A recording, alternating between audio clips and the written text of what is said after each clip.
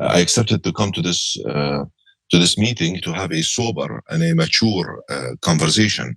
I'm not in any way signing up to any discussion that is alarmist. I am here factual and I respect the science.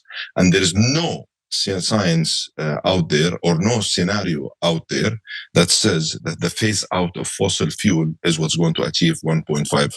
1.5 is my North Star. Okay. You don't need to phase out fossil fuels to get to 1.5 degrees Celsius maximum warming globally.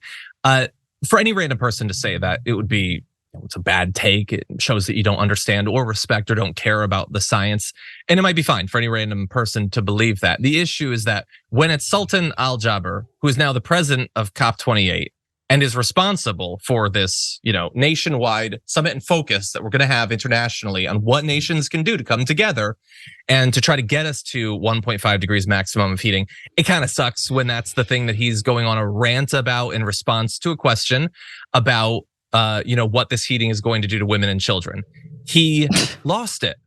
That it's not just that he's wrong. It's petulant. It's angry. It's entitled. That's what we're getting out of this guy. That video, by the way, which has now been leaked, was apparently recorded November 21st. So it's been a couple of weeks. He has responded to it being released. He didn't care that he said it. He didn't put out some sort of updated information at the last couple of weeks. Only now that you know what he said, and we're gonna get to what he had to say. But I'm gonna remind you, this is the guy who already was following up some bad news about COP28. You might remember that it was revealed that the UAE was going to be using the talks to try to set up oil and gas deals. So that was already making people wonder if there was any value whatsoever to this meeting. But I want to give you a little bit more of what he has to say and how defensive he gets over even light questioning. A phase down and a phase out of fossil fuel, in my view, is inevitable. It is essential, but we need to be real, serious, and pragmatic about it.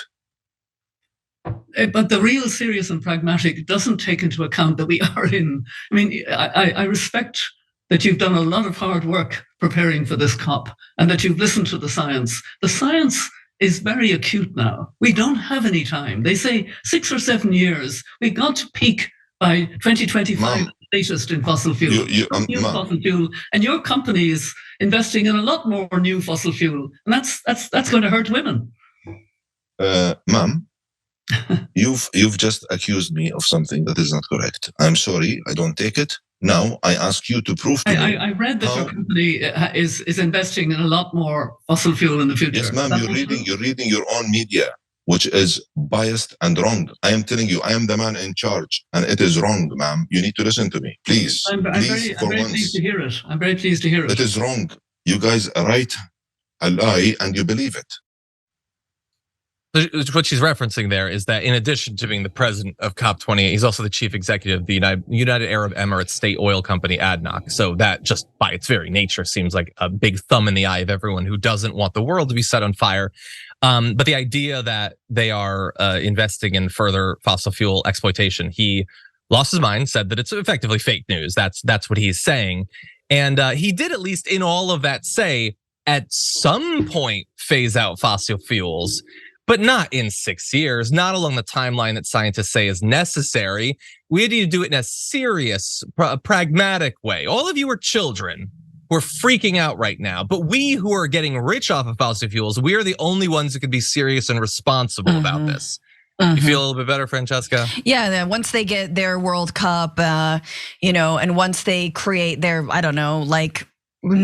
high-tech AI-driven city in the middle of nowhere, whatever UAE wants to do, once they pollute to the point of they have so much wealth they can't even leave it to their immediate family, then we'll transition away from fossil fuels. And this, honestly, first of all, let's just point out the fact that on a panel about how climate impacts women with 3 women there, he is interrupting a woman and just talking over her. Not a great look, dude. But then on top of that, look, this is the same stuff that sadly our president says, right? This is what Joe Biden says, which is, yeah, we need to transition away from fossil fuels. later. But also we need fossil fuels. And it's again, there is no way to peace. Peace is the way. There is no way to stop climate change except for ending fossil fuel consumption. We have to start it now. There is no we're gonna burn a certain amount and then we're gonna stop it. No, that's not. And remember the idea, John, of peak oil. Oh yeah, well when oil it's so scarce, then inevitably we're gonna have to transition. Nope, not the case.